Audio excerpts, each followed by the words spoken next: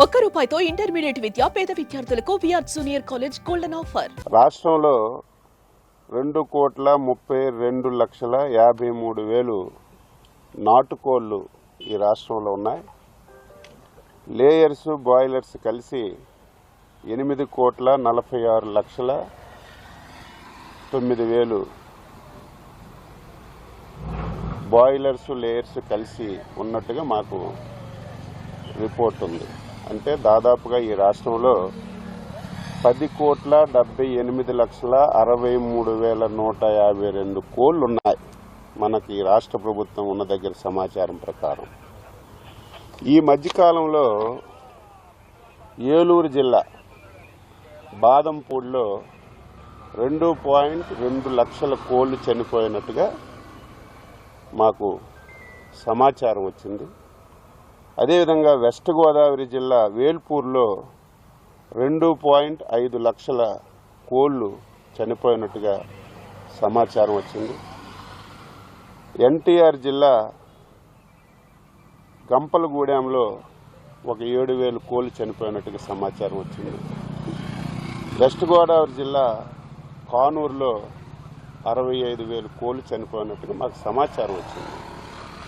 వెంటనే రాష్ట్ర ప్రభుత్వం అలర్ట్ అయి అధికార యంత్రాంగానికి పంపించి అక్కడ ఏవైతే చనిపోయే బర్డ్స్ అన్నీ కూడా అత్యంత ఆధునికమైనటువంటి ల్యాబ్ భోపాల్లో ఉంటే అక్కడ పంపించాం.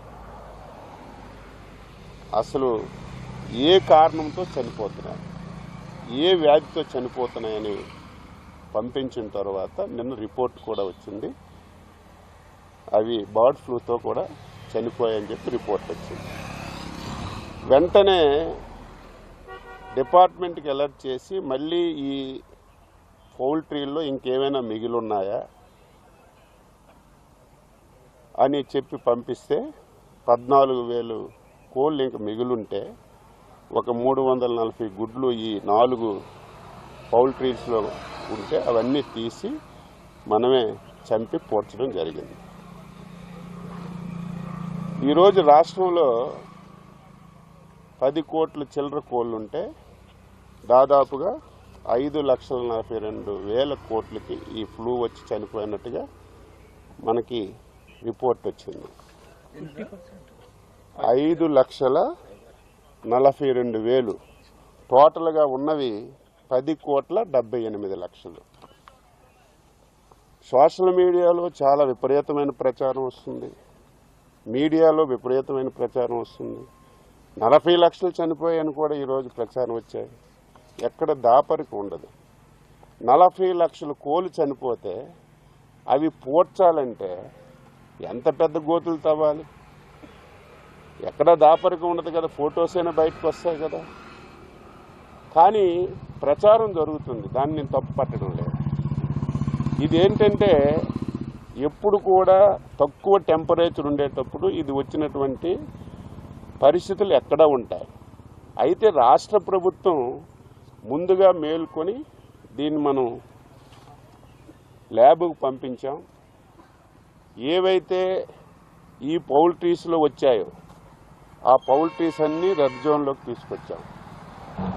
ఆ పౌల్ట్రీస్కి దగ్గరున్నటువంటి 10 కిలోమీటర్లో షాపులన్నీ కూడా క్లోజ్ చేయించాం.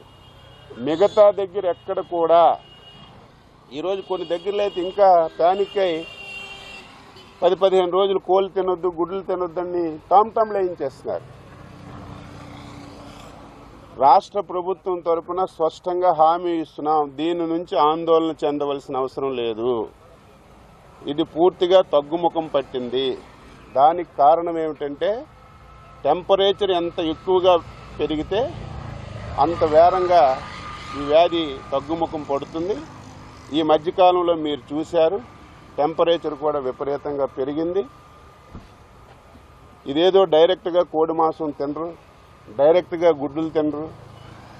ఇది ఒకవేళ ఎక్కడైనా చిన్నది ఉంటే 70 డిగ్రీల సెంటీగ్రేడ్ వరకు ఈ వ్యాధి బతుకుంటుంది. 70 డిగ్రీలు దాటిన తర్వాత ఇది ఆటోమేటిక్ చనిపోతుంది. ఈవేళ కోడిగుడ్డు ఉడకబెట్టినా సరే 70 డిగ్రీల కంటే ఎక్కువ వేడి దగ్గరే ఉడుకుతుంది. ఈవేళ కోడి మాంసం ఉడికినా 100 డిగ్రీల కంటే ఎక్కువ ఉడుకుతుంది.